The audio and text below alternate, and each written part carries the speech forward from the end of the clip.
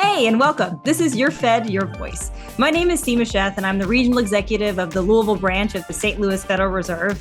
You know, one of the coolest things about the Federal Reserve is that we get to talk to people from a variety of backgrounds about how they experience and impact the economy.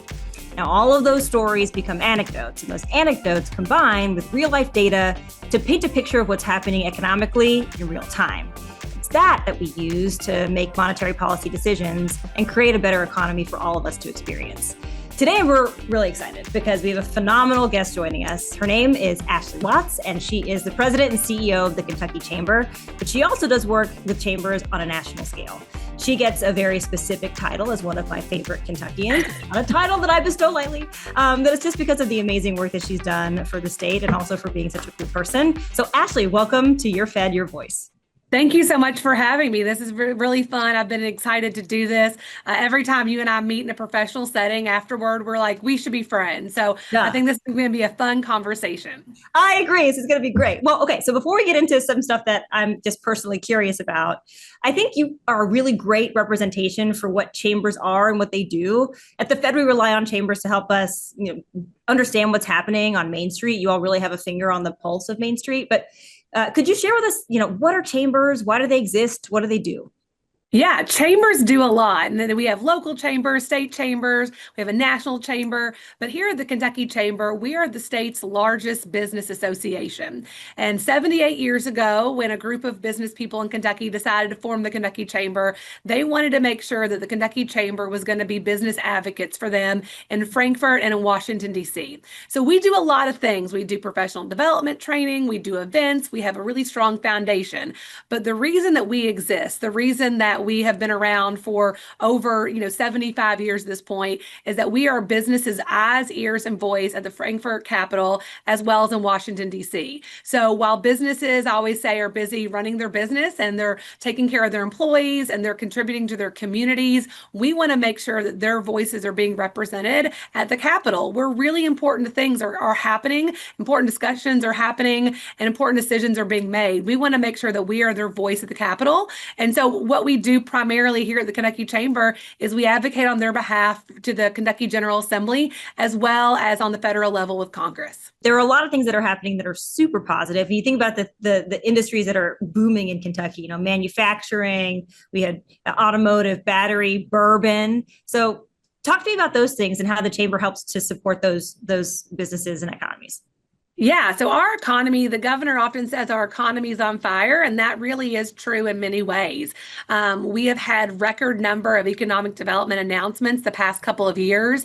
The legislature over the past 7-8 years has really, I think, laid the groundwork for businesses to want to come to Kentucky, to want to invest, which of course brings more population, which is what we want at the end of the day. And so we have great companies here in Kentucky.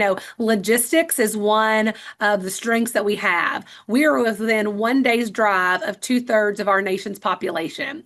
So when you think about Kentucky and I think about chamber membership, you think about UPS and Amazon and all these logistics companies, but that's really important to business. Businesses want to be somewhere where it's easily to get to their goods and services.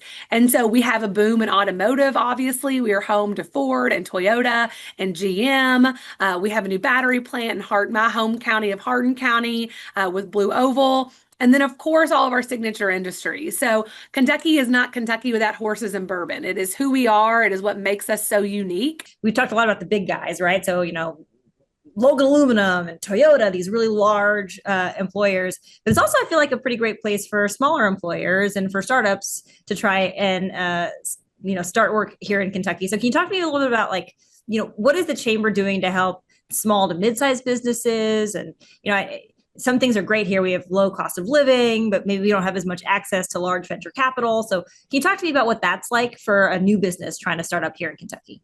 Yeah, I think you really hit the nail on the head there. So the Kentucky Chamber, the majority of our members are actually small businesses. Over 3/4 of our membership has less than 100 employees. And so we really want to make sure that we are the voice of not only business, but of small business. And I think a lot of times for small businesses, they want access to, other businesses here in Kentucky. They want ways to network, ways to kind of make sure they're able to grow their business. One way that I think that we have really found success is is working with our local chambers of commerce. So I always tell any business in Kentucky, the first thing they should do is join their local chamber of commerce. That is going to help grow their business, grow their community. They're going to be able to network.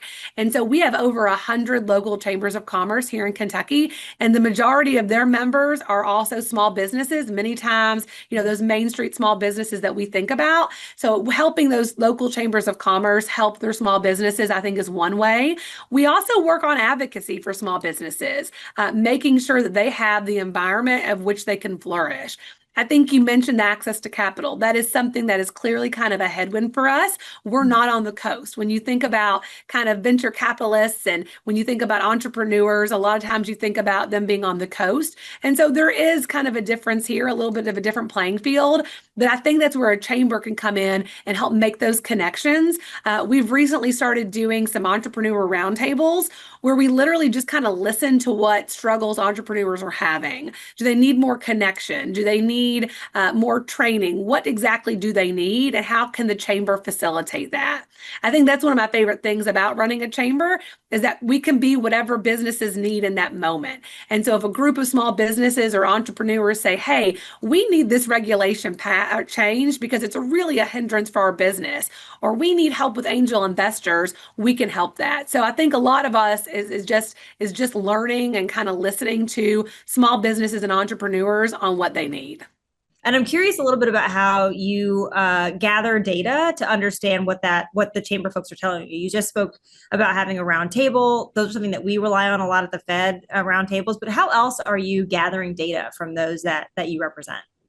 That's a great question. And I think it's kind of twofold. It's both qualitative and quantitative. So the qualitative part is literally just listening to businesses, hearing how their business is going, what impediments they may have, what suggestions they may have, what rules or regulations or laws are holding them back, or what would make it easier to do business. And I will say a lot of times our advocacy work comes from those conversations. We invite all chamber members to join one of our policy councils so they can have their voice be heard. We also have a board that kind of tells us the same things and what they're working on.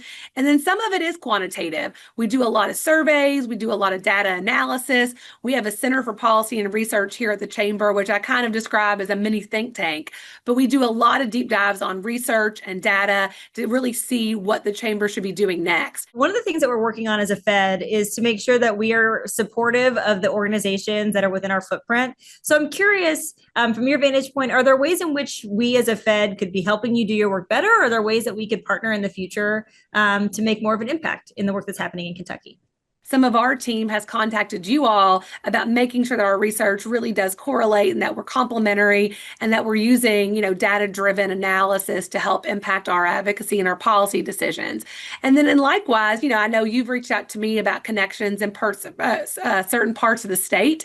And so making sure that I can find businesses wherever you need to be to kind of tell you on Main Street what's really happening, that qualitative kind of personal story. So I think continuing to keep those connections on the relationship side is really important, but also on the data side as well. Well, Ashli, this has just been awesome. Thank you so much for spending some time with us. And thank you so much for joining us and sharing not only the story of the Kentucky Chamber, but also a little bit about yourself and the lessons that you've learned as a phenomenal CEO and president here in the state of Kentucky. Thank you so much for having me. This has just been a joy. We probably could have talked for hours, but I'm just really appreciative of the work that you do and the Fed does. And I look forward to continuing our partnership. Me too. And next time we'll continue this conversation. It will take us 7 or 8 hours to get through all the things that we can talk about. It'll be great. For those of you that have stuck with us to the end of this podcast, thank you so much for being here. If you like what you see, remember to like and subscribe on YouTube so that we can show up in your feed. This has been Your Fed, Your Voice. I'm Seema Sheth.